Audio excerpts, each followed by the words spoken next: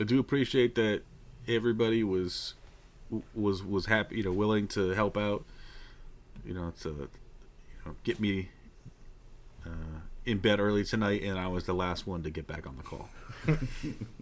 It's the kind of guy I am. Self-destructive?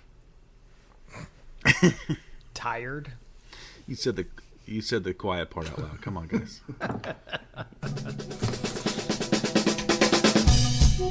Yeah, so just prepare to... It'll be great. It'll be perfect. Yeah, so just prepare to... Y'all motherfuckers don't watch us play throughout the year, to tell you the truth. I'm gonna be real with you, and I don't care if I get fined.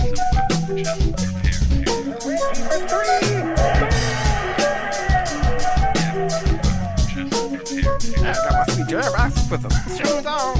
That train is off the track. I feel like you can't just like jump through Neptune and be okay. Just prepare to... What the show needs is more dogs and bears and chickens and stuff. Yeah, so just prepare to be awash in unbeatable goodness.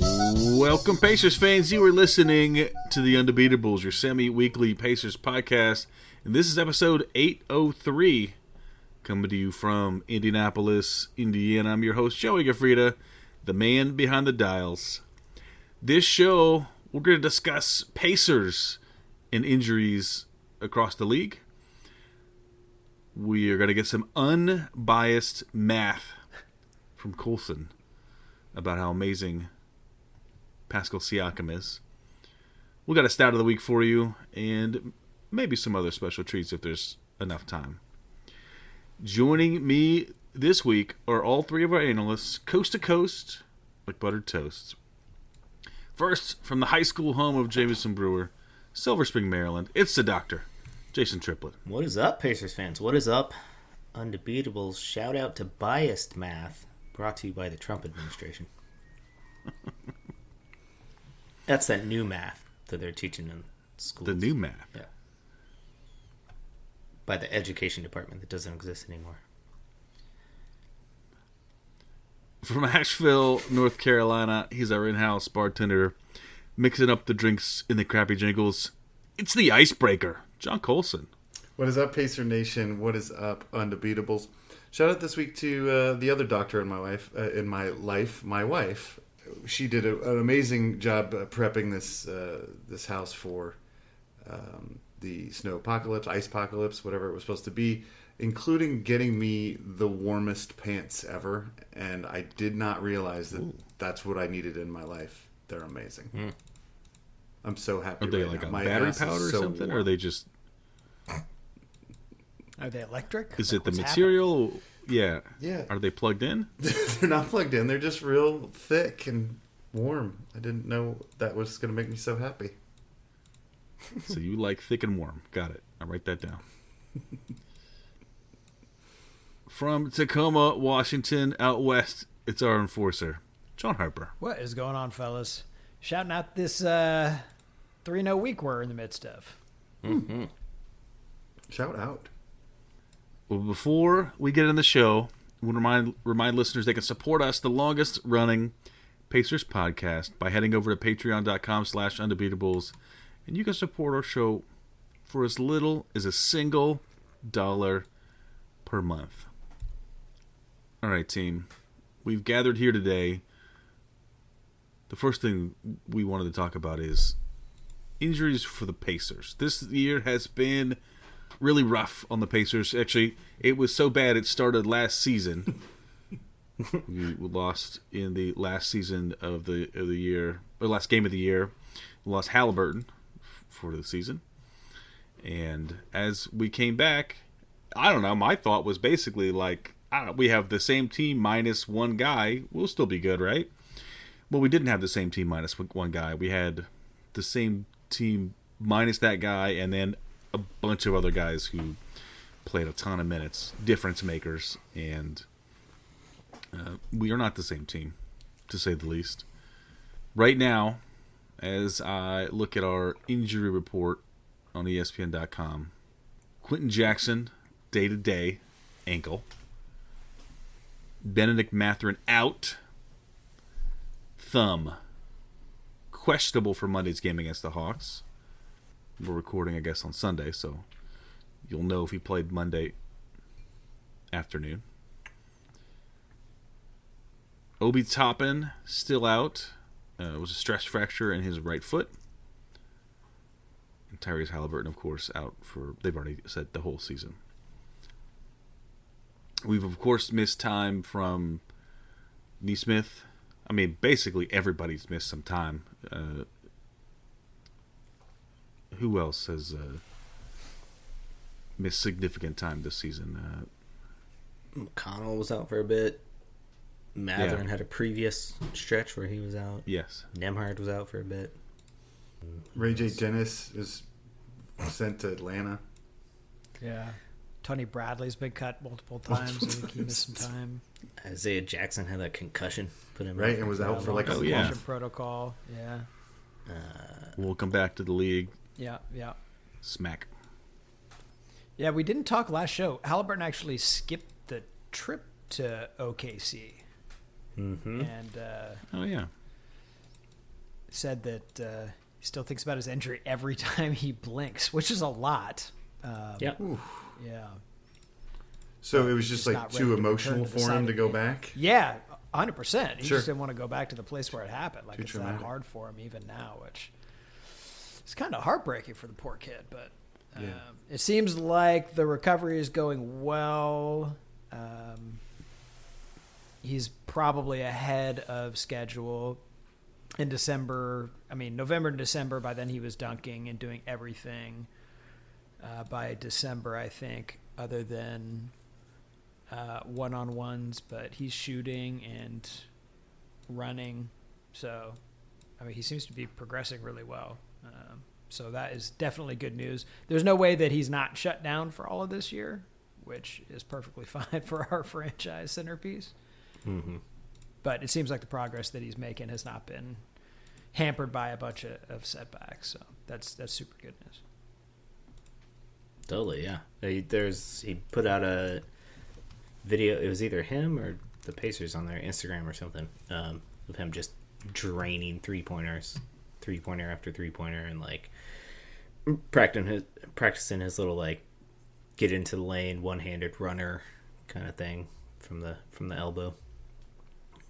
Just netting all those. So got you excited as a Pacers fan to see that again. Just feeling good. I mean, he's still moving. You can tell he's still limited in what he can do. Like, there's no explosive movements yet. Although he did dunk, I think. Yeah. Yeah, he has been dunking. But he might be jumping off the good leg to do that. Yeah. I mean, he's only got to jump like, what, 10 inches or Doesn't have to be something. that explosive hot- for him to dunk. Yeah. It's like not that big of a deal. But seeing anybody in a Pacers uniform hitting a shot is always exciting in the 2025-26 season, so I will take it. And then Obi, of course, he actually had surgery on his stress fracture. He was cited for the earliest return February 1st, so that is right around the corner. I haven't seen much in the way of updates in the past week. He is still obviously listed on the injury report, but hopefully he is getting close. I miss me. Speaking of explosiveness, I miss me some Yes. Obi out there. Yeah, you see him on the sidelines at all the games. I've not seen any practice or anything like they're showing with Halliburton, right? Have you seen him on the floor at all? No, I mean, but I don't troll the social medias that well. I don't know if they have put anything out on, Twitter or Instagram or anything like that. But Yeah. but if you Google around, even if you Google around, there's not much that you can find. Yeah, I did the same thing, and I just keep finding injury reports and February 1st. That's all I see. Yeah. But none of it's, like, new. Well, he just looks great on the sidelines, so I'm He- just going to assume true. he's He back looks great. next week. He's a So, snappy dresser. shout out Obi, welcome back. Yeah, so Starting to Mathurin. get everybody back here. Yeah, I mean, Mathurin should be back soon, if he's in this state. He's, questionable for a game. Questionable, yeah. And Quentin Jackson's day-to-day. mean, that's everybody except Halliburton that, we're hoping should be back in the next week or two, hopefully. Where do we go from here? Well, I mean, that's the thing. If you get your Play in, entire baby. team back, you're going to start winning more games than you're losing. Yeah. So there's going to be a spate of left thumb injuries going around. Is that what you're telling me? Just saying. Yeah. I mean, we're second worst record right now, but we're stuck in there with like 3 other teams that have like 11 and 12 wins. If you win 5 games, you're going to suddenly jump out of that crowd pretty quickly. Mm-hmm. I don't know. Now that Bryce Sensabaugh is good for 21 points a quarter, Utah is going to be moving up the standings with a bullet. Hell, the Pellies are on a streak. Yeah, So, yeah. The Pellies have figured it out. And Miles Turner's in Milwaukee, so I assume that they're going to win 10 straight. Even though Giannis just went down, right? Who needs Giannis? They've got Miles Turner. I mean, you swing big in the offseason like they did. What could go wrong? Well, lots of things. And here's a long list. The Bucks have been bad. I saw a picture of Giannis on the sideline, after, I don't know, one of their many losses. They've lost 9 out of 10, or it's most of the games they're losing. And his brother was unable to console him. Just so crabby on the sidelines, Turns out I don't actually feel that bad about this, but Don't care. No. Who else? Big injury for the Western Conference is going to affect them more, but the Golden State Warriors have lost Jimmy Butler. He tore an ACL, right? I think that's right. Yeah. I saw it happen. It wasn't. I mean, it didn't look like much. He goes up for a rebound and he didn't quite have his leg, planted quite the right way. Lateral pressure got put on there, and he just went down. It was, big bummer for him and the team and the league. That dude is quite the competitor. Well, He's a driver of that team. yeah, and anybody Steph he Curry plays is with. having just a wonderful throwback season, and you'd like to be able to put enough players around to help him compete, but Jimmy was kind of a big part of what they do. Yeah, I mean they were. Yeah. They're currently 26 and 21, so they're hanging on to the 8 seed. It didn't look like it was going to be a fateful season for these guys anyway. So it just seems like they're probably treading water the rest of the way, and Steph Curry can go put up some crazy stats and help his Hall of Fame bid. I think he's already first ballot, but I think he needs to yeah. pad his resume. Well, and we got Ja Morant is out, and so is Anthony Davis. Both those guys are lots of in the rumor mill. Yeah, how's Antetokounmpo going to get traded if those guys are injured? Right. Well, yeah, that's the thing, right? Like, you can technically trade people if they're injured. You just nobody wants to. As Is long as that you what it is? waive the the injury medical. thing. I mean, because wasn't Luka injured when they traded for him? I don't know. Yeah.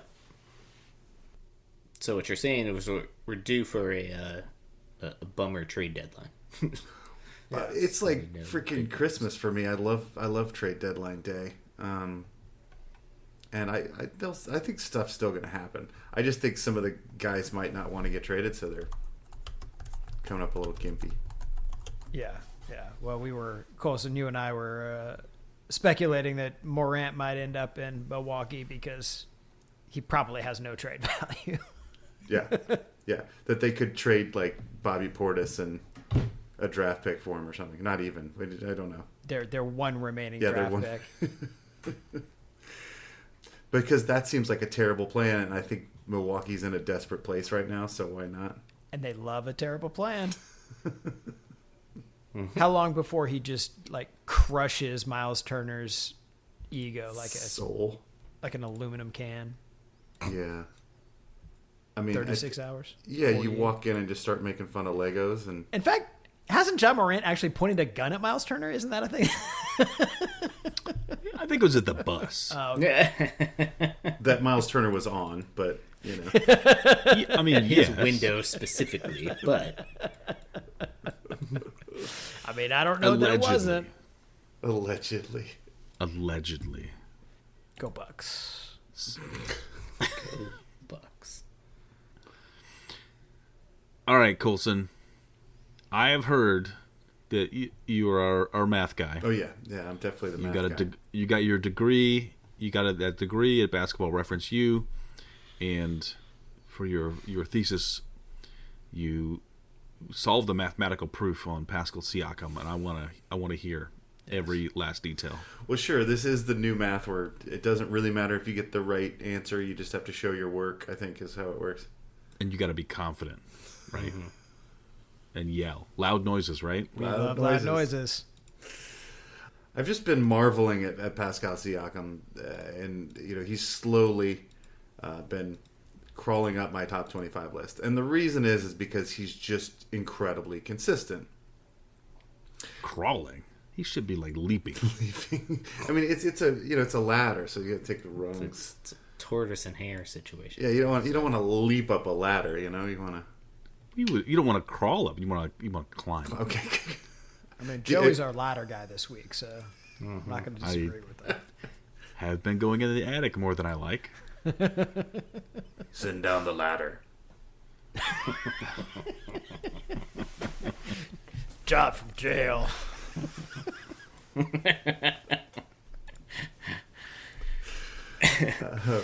So I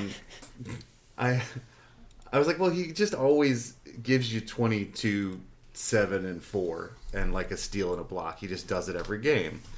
And so I started thinking about this. Is he the most consistent pacer ever? He's only been here for 2 years, but I'm like, this guy just does it every night. And so I decided to check this out. So I made arbitrary cutoffs because it was easier on Basketball Reference to manipulate.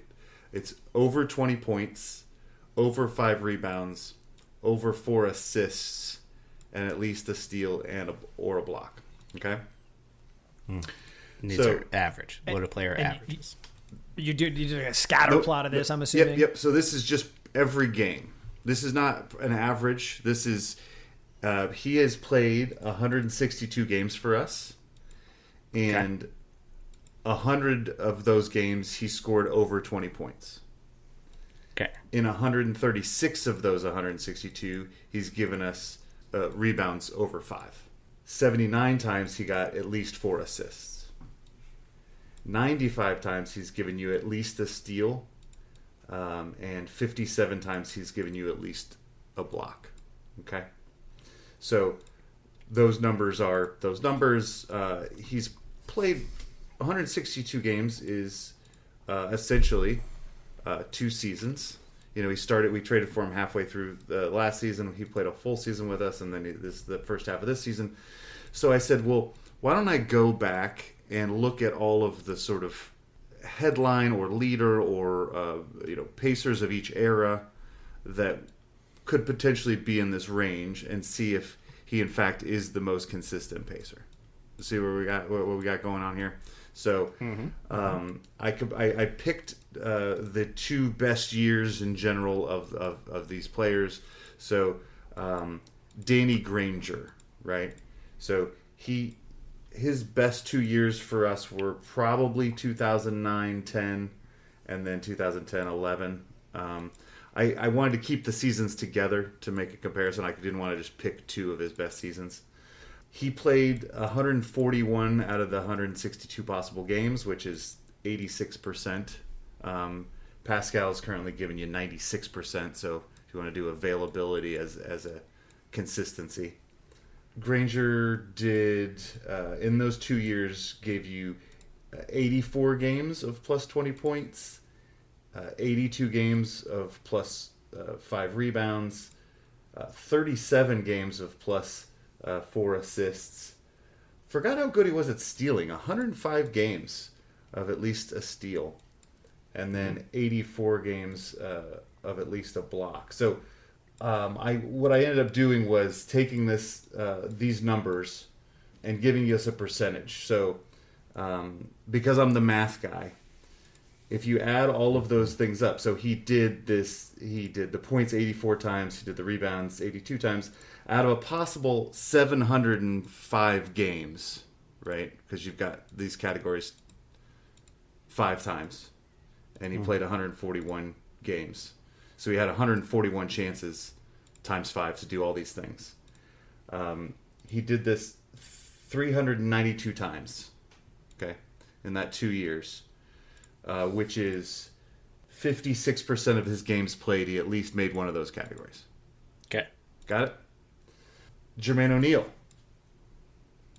He played his best 2 seasons. What before you move on? What was Pascal's overall number? Oh, Pascal's all. Yeah, well, I'm gonna reveal. I'm gonna reveal. It's the big reveal at the end. The big reveal at the end. Okay, Yeah. sorry. It's okay. You're fine. Oh, he loses. That's where this is going.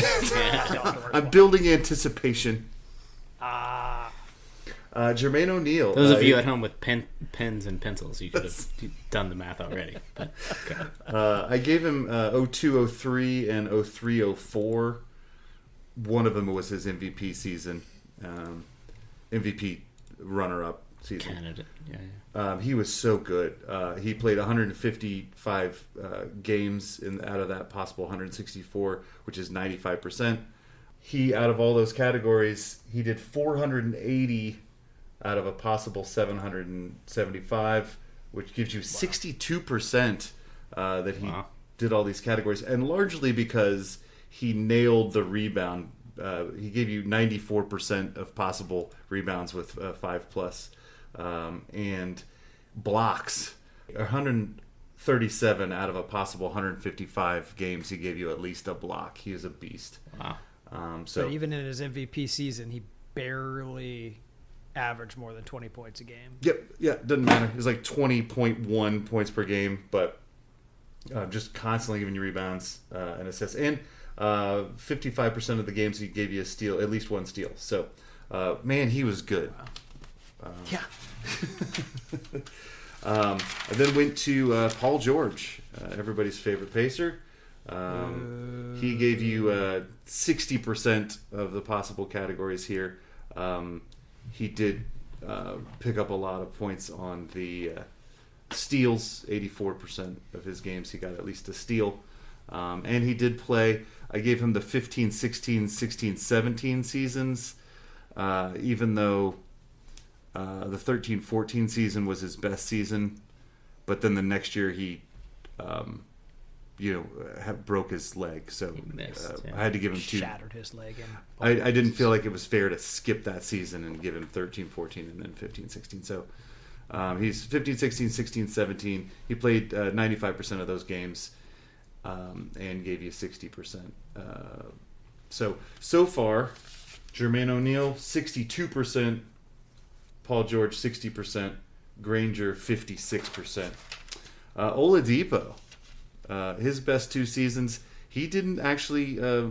He only played half of his second best season. I was going to say, can you even string together 2 seasons for that guy? Yeah, he played a season and a half of really good basketball, 111 games. So he's only 68% available. But his number is 65%. He just did all the things. Really? Yeah. 63% of data set. He's a cheater. 63% of the time he gave you plus 20 points. 63% of the time he gave you at least 5 rebounds. 52% of the time he gave you at least 4 assists. 86% of the time he gave you at least a steal. So far, our most consistent pacer, even though you're right, a smaller sample set. I decided to put Halliburton there, just to give us some context. His 2023-24 and 24-25 season, he's played 87% of his possible games. 92% of his games played, he gave you at least 5 assists, or 4 assists. So he's pretty good at assisting. He's at 58%. Put in Saboner. And the man absolutely destroys just the points, rebounds, assists. If you put just those numbers in, he's 72%. But if you add the steals and blocks, he's at 62. If you ask him to play any defense, That's right. Exactly. it tanks his numbers. It does. Tanks his numbers. He goes down to 62%, kind of in line with everybody else. He did play 86% of his games in 1920 and 2021, I guess. So Yeah, 62 games each season. yeah. But those were both shortened seasons because of COVID, so they were only 73 games for those seasons, but still. Anyway, let's go back to Siakam. If you give him just the 3 categories, as we did with Sabonis, he does 65%, which kind of puts him in line with the best of the players. If you give him all 5 categories, he's at 58%. So he's actually down there with Halliburton, which is still very good. But everybody else is, except Granger, is 60% up or above. And so my whole theory after I did all this math, it didn't work out. You know, it was kind of disappointing. And then I realized that the reason I'm feeling this way is because this season, if you just do this half a season and not the 2 years, he is at 68% in all those categories. He would be the best by far. He is giving you, just this season, 80% of his games are plus 20 points. 82% of his games are plus 5 rebounds. 66% of his games are a steal, and 34% of the games he's got at least a block. You know, if you give him the full 2 seasons, he's in that range with all of our greats and all of our greats' best seasons. But if you just give him this half a season, he's better than any other player we've ever had consistency wise. He also plays all of the games. He does play every game. Mm-hmm. He took a game off. Even when he shouldn't. Yeah. He took a game off, last week?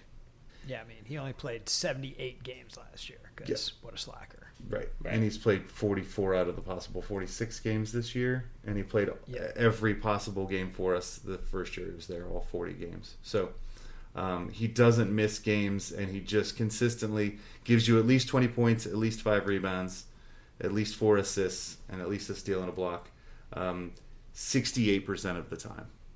Yeah. I mean, I'm 100% with you. We were talking earlier in the week about how little on some level we talk about Pascal Siakam, and it's just because he is so incredibly consistent, right? He just doesn't have wild deviations from his mean, right? He doesn't have good games or bad games. He just has games.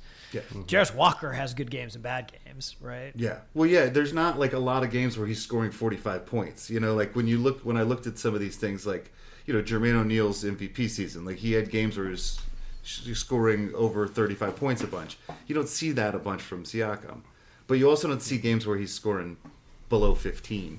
You know, he just kind of in that sweet spot between 18 and 27 almost every night. And it's just really, really impressive what he does for us. When you need a basket, you know you can get one. And I just think we should shout him out more. Or at least today we're shouting him out appropriately. He gets his own show. He gets his own show. Out. Well, that was impressive math. Well, yeah, I did have to check with the wife to make sure that this made any sense at all. Okay, that's good. I'm not really the math guy. I was like, so if I add these numbers together, that makes sense, right? She's like, yeah. I'm like, okay, good. Yeah, I think, you know, I was hoping you would automate this, run it against every player on the team that we've ever had. Sure, I mean, it's possible that, I mean, I was trying to think of if you could get sort of more role players that would make this work, but because of the 20-point cutoff, you really can't.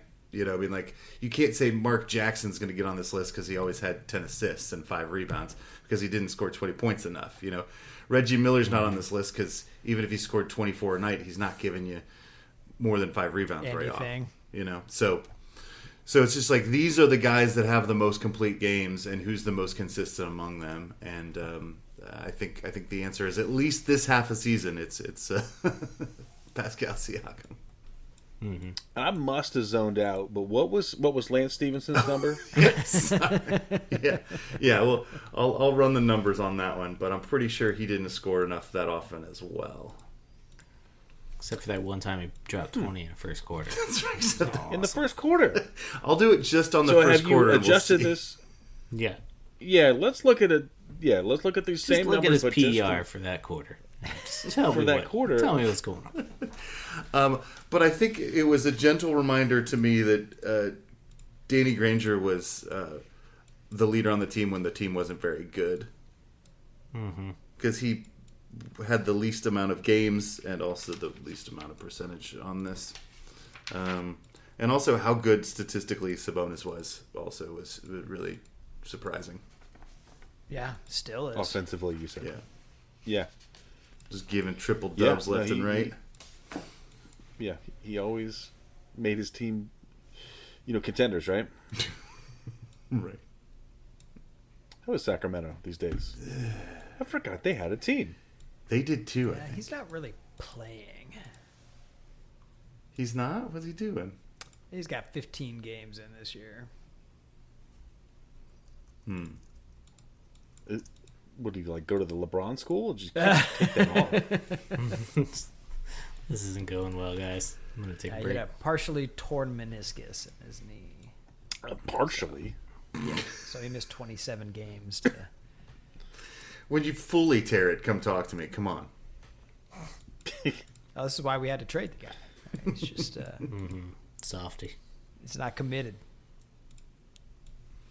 Boy, that has worked out for I us. can't say though, anything hasn't because, I mean, yeah. My wife has gone through that, a fully torn one, and I can tell you, she did not like it. It was not enjoyable. No, Interesting. not even a little bit.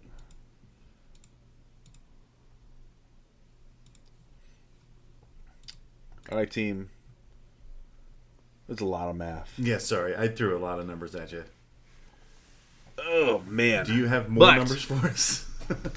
Yeah, of course I got more numbers. But, it's like the more vague kind of numbers. It's the idea of numbers. Just say it really loudly, and I'm into it. Joey, stat of the week. The essence of numbers is more my style. And this stat of the week is actually not probably for most of our listeners. But if you are a resident of New York City and you have a New York Public Library card, then this is for you. So shout out to Aaron. Yeah. Shout out. Shout out. Super specific shout out. So good news coming out of New York City, and the story came out yesterday, or it was this past weekend.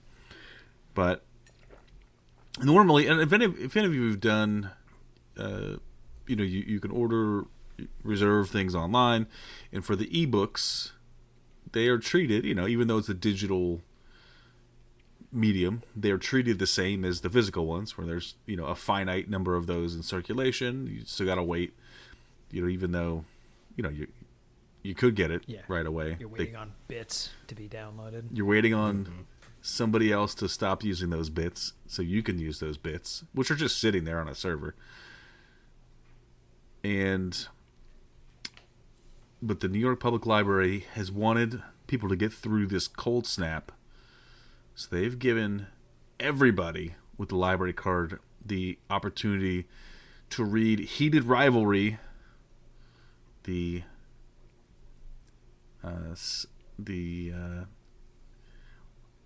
number one romantic book in the country right now, and the rest of there's 6 books in the series. It's the Game Changers series. It's all hockey romance. And anybody can get those with no wait. There's no line for those. Are we sure of there them. was a wait before? Oh, 100%. Absolutely. It's it's the number one romance book in the country. So when the books are popular with those, you might have to wait months on those. At least some of the books here. I don't read a lot of the new sellers, but I know some in my household will say, I'm waiting on this book. It's going to be, I bought it because it's going to be a 4-month wait for something.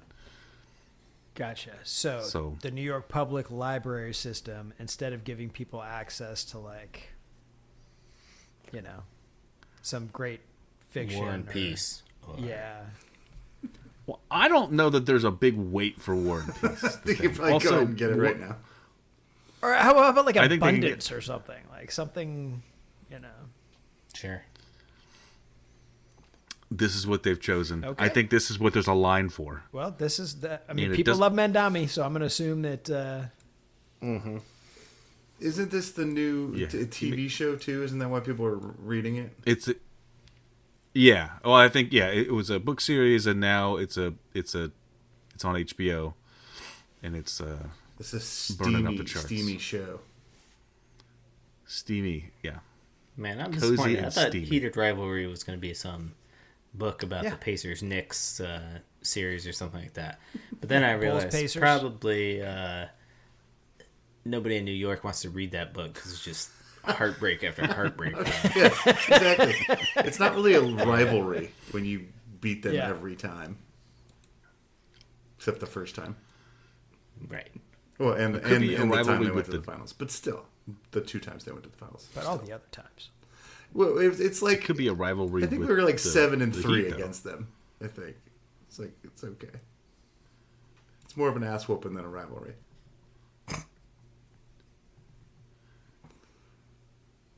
Well, you can get these books on your Libby for free About free. with no wait. Harper, what else would you give out? Besides Abundance, I don't know. A brief history of time, maybe we can teach the people some physics. Ooh. Be good. It'd be a Lord of the Rings series. Yeah. Could read that.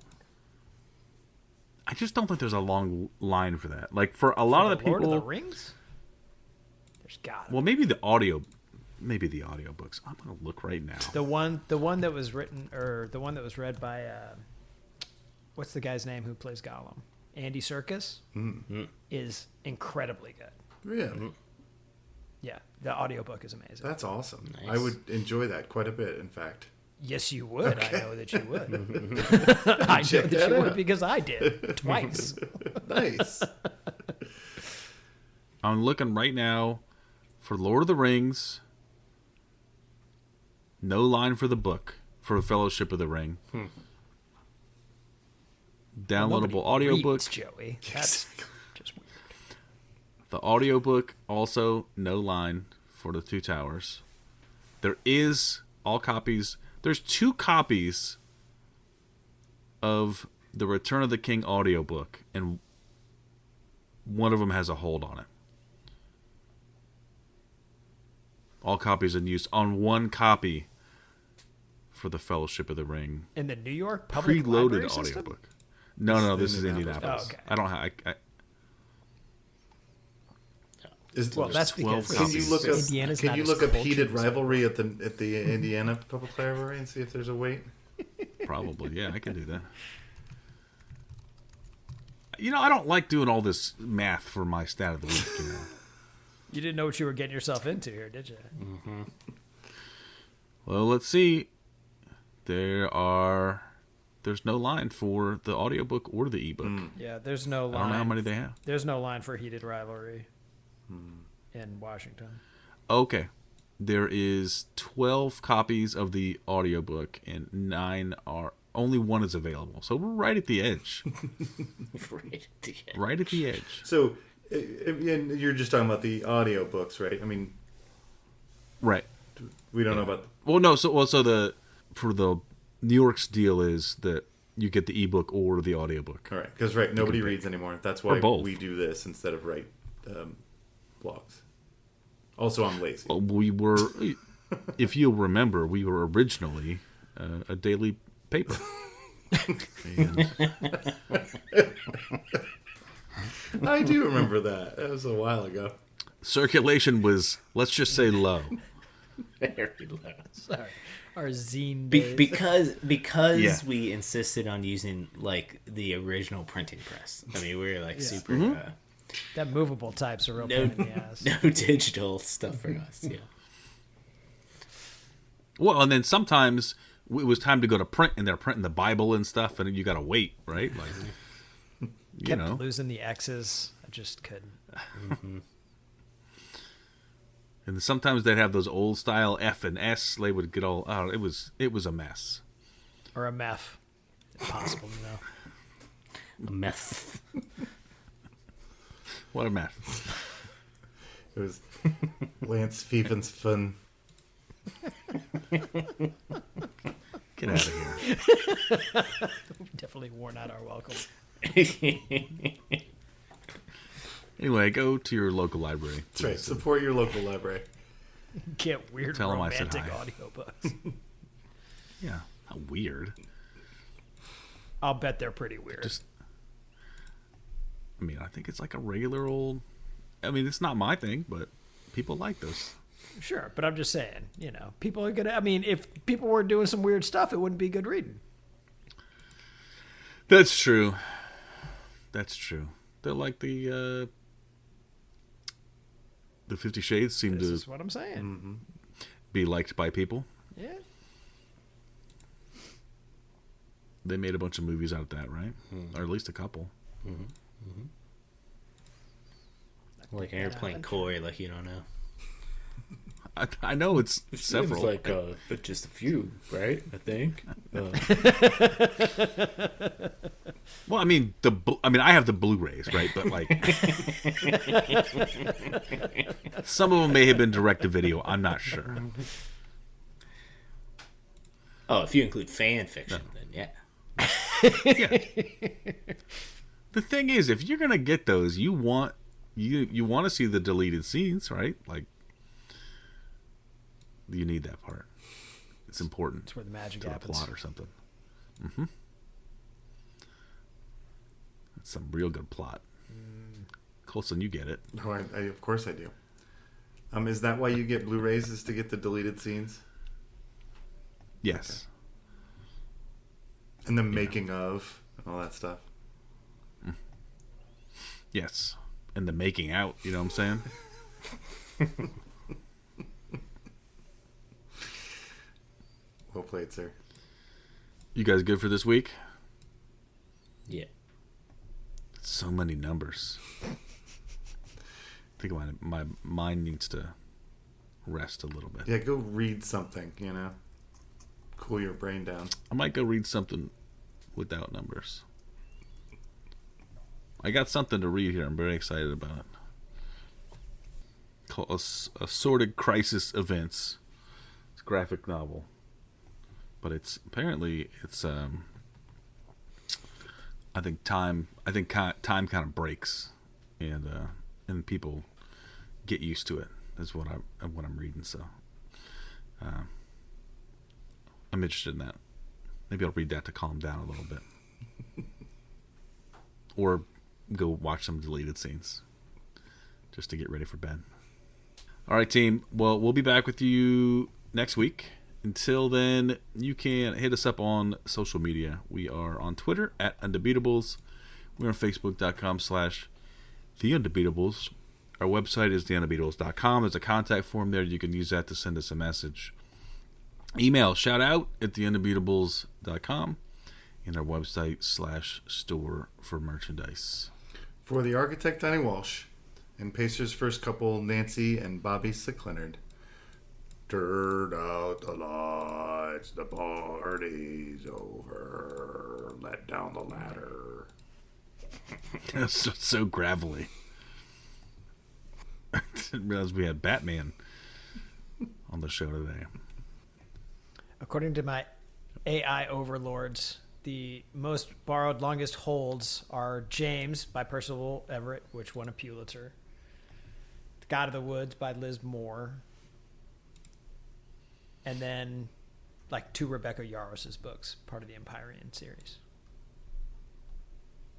And also Demon Copperhead's on there. All really good books. I don't know Rebecca Yarros at all, but Probably entertaining. probably not as good as Percival Everett, but close second. Oh, the Fourth Wing. I've heard of. Yeah, I've not read any of the Fourth Wing. I've not read any of those, but I have heard that they were very good. Yeah. There's a lot of them. Yeah, there's a bunch. The Covenant of Water, the Verghese book. Come on, tighten up your stranglehold, Mandami. Let the people read. Let the people read. Do you think he's stopping them? Yep. With his library wow. holds. Well, yeah, now we know that they can just release the holds whenever they want to. That's right. Just flout copyright law whenever they feel like. Creating scarcity. I think they just. I feel like they're just paying extra if people are reading those books more. Like they tax the millionaires so you can read your erotic fiction. That's what the people Is that a wanted. bad That's why they deal? voted him into office. Yeah, That's what they wanted him in for. Definitely a ballot initiative. Got 100% support. Well, like 99%. Yeah. Millionaires vote too. Yeah, there were 3 millionaires who voted. Yeah. And they can just buy their own smut, so I don't get the problem. It's not that expensive. Learning so much this show. Yep. Like I learned about Coulson's smut life tattoo, which I support.